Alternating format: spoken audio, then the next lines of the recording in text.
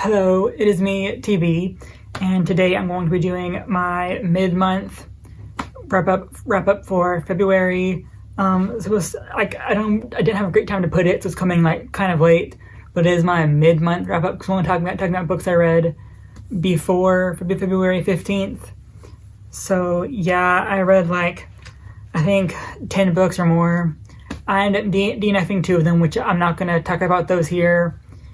And I am filming this for the second time now, so great. I'm gonna talk about stuff I don't want to like show off on the camera. I read The Odyssey for my class, and I give it 2 stars. It was kind of just blah and boring. It was blah and boring. I can see why it's important in the Western canon, but it just didn't do anything for me. And like the book is supposed to be about Odysseus getting back home, but like he is home for like almost half of the story. So I just don't like that very much. Kind of just bleh. Like I was expecting more monsters, and I didn't get that at all. Like his monster fighting is like 3 chapters in the whole book. It's kind of just a bleh story for me. And then I also read Ruin Rising by Leigh Bardugo. I did a reading vlog for this. I'm going to link that down below.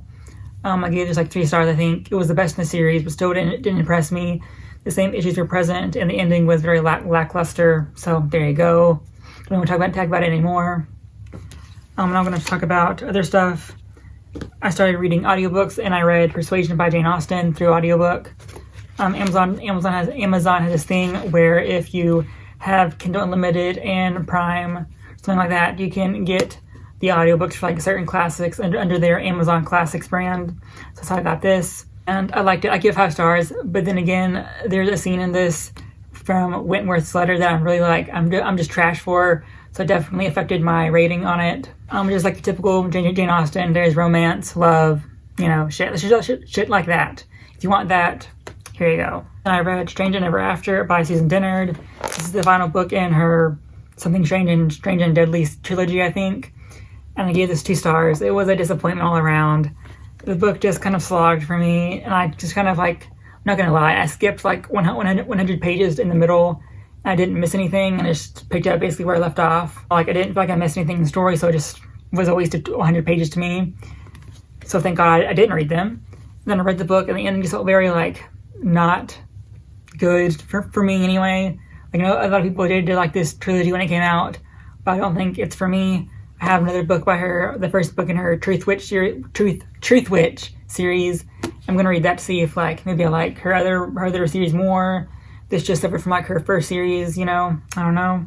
But yeah, I'm gonna unhaul this book and the whole trilogy it's involved in. So just don't want to ever read them again because the first book was the best. That's just always not a great thing, you know. Also read The Half-Life of Molly Pierce. I gave it like 3 stars. I read it in like 2 days, I think. And I owned this book for a long time. I read it before, but I wanted to read it again. And I did. It was okay. I couldn't necessarily say anything negative about it, but it just didn't like itch any particular itch for me at all. The twist is kind of like undone very quickly, so it's kind of like about that, and the whole rest of the book was just very like slow because you already knew the big twist, you know. So yeah, I'm gonna unhaul this too. The other book I read on audio was Frankenstein by Mary Shelley. This was a reread for me. I give this 5 stars, I think. I really like pretty much all of it, as like it's like it was so good. So that's like one part towards like not the end, but like in between the middle and the end. That part in between there, that's kind of for me because it's very slow paced. But overall, I did really like it. And Frankenstein is a trash person, and the monster was right. That's all I need to say about that. I haven't been saying what any of these are about. But you already know what this is about. This is like book 3 in a series. I can't really talk about this. And it's just Jane Austen romance affair. Like there's nothing really spectacular about it, you know. It's just, if you know anything about Jane Austen, you know what to expect basically.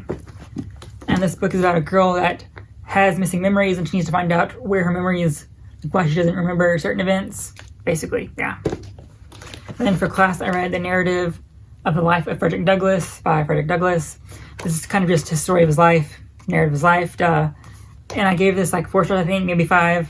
But it did like this, a very like interesting look into what life was expected to be for a slave or someone that was enslaved, and it's very interesting. I highly recommend it. It's like hella short too. It's like less than 100 pages, so you know, no excuse for you to not read it. I felt that it was overall very easy to read too, so it's not like a hard classic to get through. Yeah, I don't know what to say about it because it's like kind of like his own autobiography, basically. So yeah, not a lot to say really. Also read Their Eyes Are Watching God by Zora Neale Hurston. This is about Janie Crawford. Why I say Annie? Her name is Janie Crawford, and she is a mixed girl that is living, in America in the 1920s and 30s. It's about her trying to find her own place and becoming independent throughout 3 like failed marriages or relationships, I think. She's kind of coming into her own and understanding what she wants in life. I really did like this, and the way it's framed is like the first story is her like coming back home after a long time, and just her friend comes and visits her, and she kind of tells her whole story about how she came to that point, basically. It's really like insightful, and just like it was just a really fun read. Also, that the dialogue in this is written in like an accented form, so that does make it kind of hard to read. But just like read it out loud to yourself, and it makes sense when you read it out loud. Like for instance, this saying I said it like I is like written out not as like I but AH, so it's like I guess. It's hard to explain when I read it, and like the sentences it is in, it makes sense. That's like the hardest part for me, just the dialogue. But overall, the text itself isn't written like that. Like Janie's thoughts are not written in that dialect, or like we call it a dialect, or like an accent, I guess. It's not written in an accent, but overall, even the accent, like I said, it's not that hard. It would just take you longer than usual. Yeah, I feel like it should definitely be taught in schools because it was just like a very insightful look into the life of what it was going to be like for a Black woman during the early 20th century. So yeah. Also read the last 2 books of the Percy Jackson series. That was 4 and 5. Gave them both 5 stars. They were the best of the series because the first book was the worst. I have a lot to say because like the final books in the series, so but what can I say without spoiling everything? But yeah, I just really like these books. And you can tell that like Rick is like getting better as a writer as things go on too. So it's just very, very fun to read. Yeah, again, I don't have a lot to say. So I read book 2 in the Dragori series by Ben Alderson, Found in Night. It is 5 stars. It's about gay elves that can shapeshift, and the author is a dude. So I'm always here for like reading like gay shit, but written by actual gay people. So, duh. This is book 2. It's going to talk about anything not spoiling it. But I loved it. The romance was wonderful as always. The fucking intrigue was incredible. It was so fucking angsty, and I loved it. I was on my fucking toes the entire time because like shit happens, and there's like a break between shit happening. So it's like enough for you to get comfortable again. That shit happens, and you're like all fucked up again because you weren't expecting shit to happen. And it's just fucking great. Please read this series. It's so fucking good. And then the first book I read this month was Untamed Shore by Sylvia Moreno-Garcia. This is a coming of age turned noir, and basically a noir is kind of like a story that is showing off a character's descent into being a bad person. Basically, it's basically what you can expect.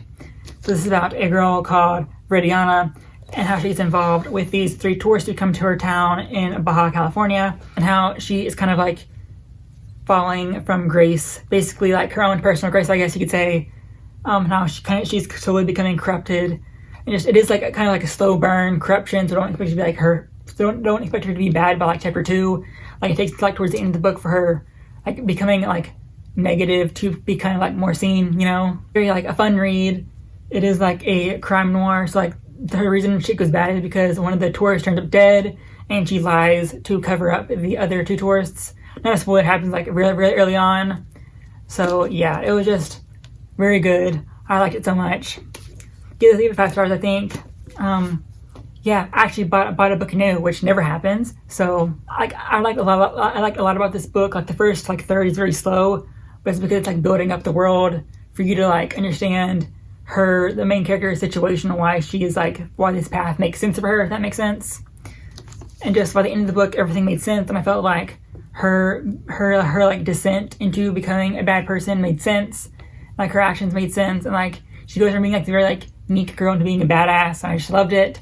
She was so conniving, and just it was fucking great. And she's so smart by the end, and you're so great. I highly recommend this. Please read this. And yeah, these are all the books I read thus far into February. Since then, I've read like 2 or 3 more books, and have another week. I'm hoping to read at least like 2 or 3 more. Fingers crossed. yeah, thank you for watching. If you like this video, please subscribe, like, share it, you know, the whole 9 yards.